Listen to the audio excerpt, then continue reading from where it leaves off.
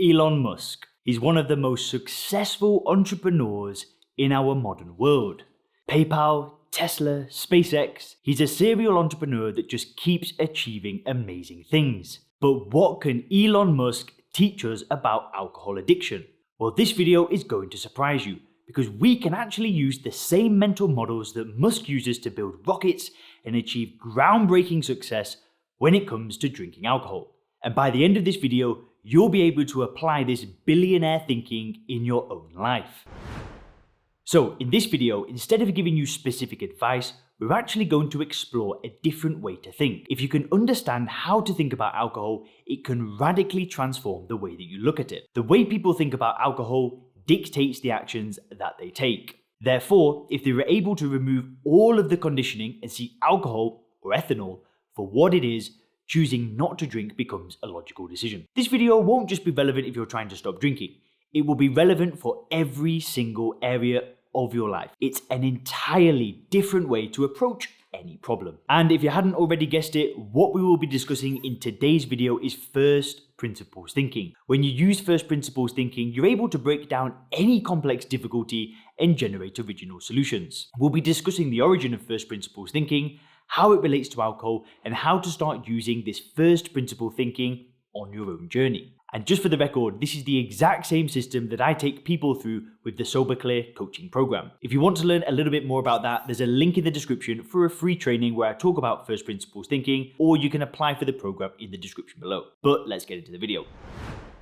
First principles thinking was first proposed as a problem-solving technique in ancient Greece by the philosopher Aristotle. Aristotle explains that in the science of nature as elsewhere, we should try first to determine questions about the first principles, because the proper direction of our road is from things better known and clear to us, things that are clearer and better known by nature, for the things known to us are not the same as things known unconditionally. Aristotle is saying that when a problem solver is trying to solve a problem, we should not accept common knowledge without questioning it first. Other great thinkers also discussed first principles thinking, including Descartes, Kant, and Hegel. And today, many great entrepreneurs also accredit first principles thinking to the way that they handle challenges. Notable people that have mentioned first principles thinking include Jeff Bezos, Reed Hastings, and Peter Thiel. Someone that brought the most attention to this style of thinking is Elon Musk.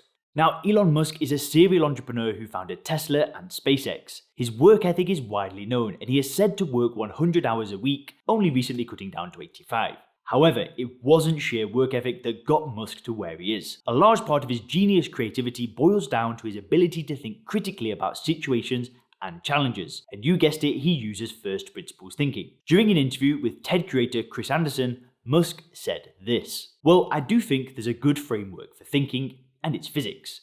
You know, the sort of first principles reasoning. Generally, I think there are, and what I mean by that is boil things down to their fundamental truths and reason up from there, as opposed to reasoning by analogy. Through most of our life, we get through life fine by reasoning by analogy, which essentially means copying what other people do with slight variations. In other words, first principles thinking is questioning everything that you think you know about a given subject, problem, or scenario instead of copying those around you."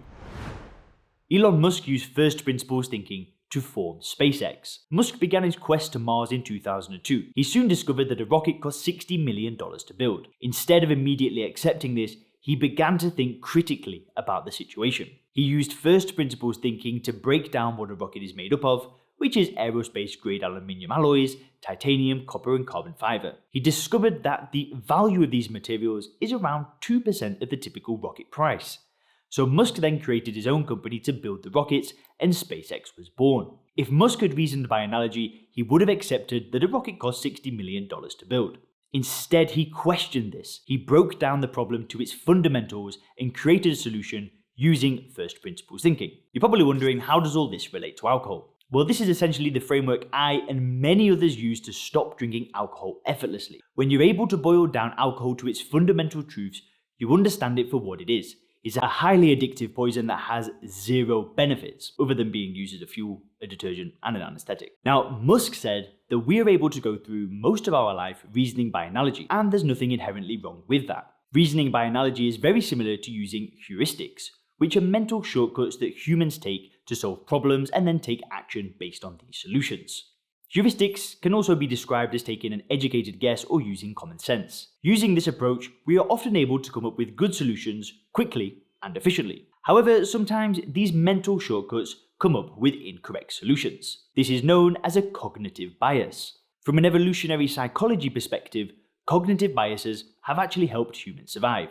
Thousands of years ago, we would have used cognitive bias to make decisions about noises that we presumed to be predators. Whilst those decisions may have been incorrect, they could well have saved our lives. The vast majority of people reason by analogy when it comes to alcohol. They don't critically think about what they are putting in their body. They don't question everything that they think they know about alcohol. They are conditioned through society to think of alcohol in this certain way. Combine that with many types of cognitive biases, and you now have some pretty distorted thinking around alcohol.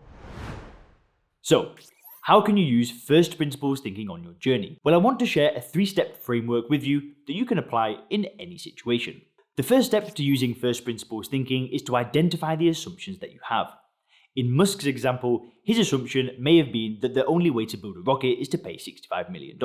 Another assumption might be that you like the taste of alcohol. Whatever problem you are currently facing, you can write down your current assumptions.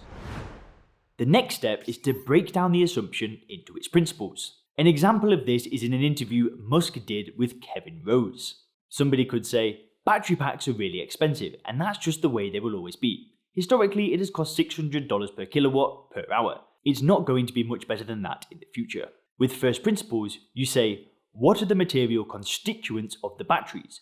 What is the stock market value of the material constituents? Well, it's got cobalt, nickel, aluminium, carbon, some polymers for separation, and a seal can. Break that down on a material basis and say if we bought that on the London Metal Stock Exchange, what would each of these things cost? And it ends up being like $80 per kilowatt hour.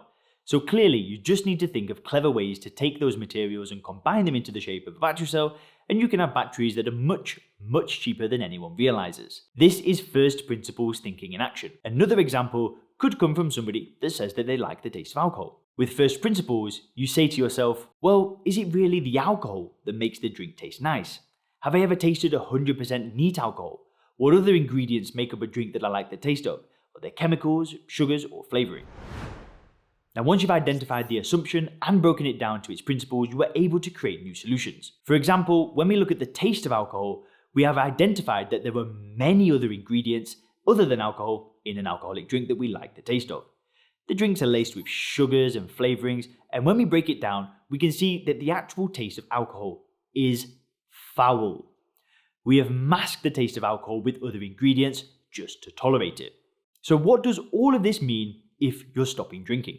Well, in life, most of the time we can get away with reasoning by analogy, and for most problems it works fine. However, when we have a pressing problem that is difficult to solve, reasoning from first principles can prove an extremely valuable tool. This is especially relevant when trying to stop drinking. There are a few things you can do now. One is to take a program, work with a coach, and do the introspection. The other thing is to systematically dismantle all of the assumptions that you have around alcohol yourself. You can write down the reasons why you drink and start breaking them down one by one. Either way, you will arrive at the same conclusion that I did, that there are absolutely zero benefits to drinking alcohol. It's an addictive drug, and stopping it is not difficult. It can be enjoyable, fun, and effortless. Guys, if you want to learn more about my story or some of the benefits to stopping drinking, then click the video on the screen